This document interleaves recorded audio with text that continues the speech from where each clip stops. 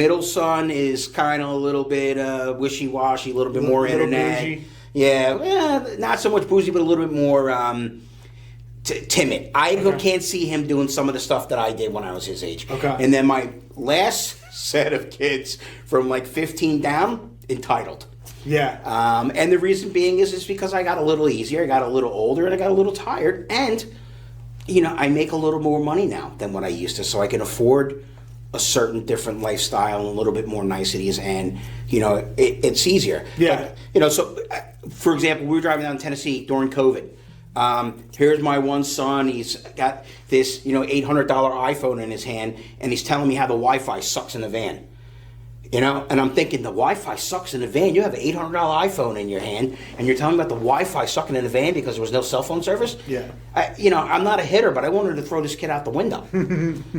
It's crazy because I talk to a lot of people all over the place, and I'm always interested in the work ethic kind of thing.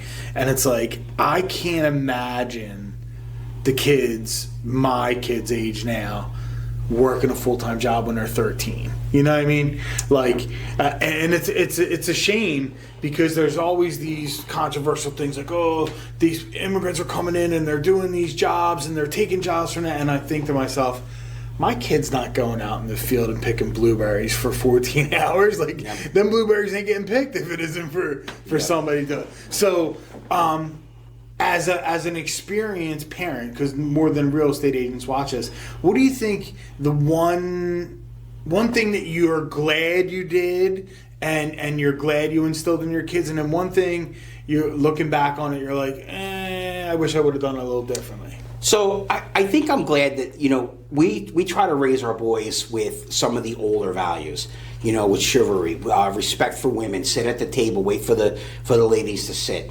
We're not holy rollers or anything like that, but we'll say a quick little dinner prayer.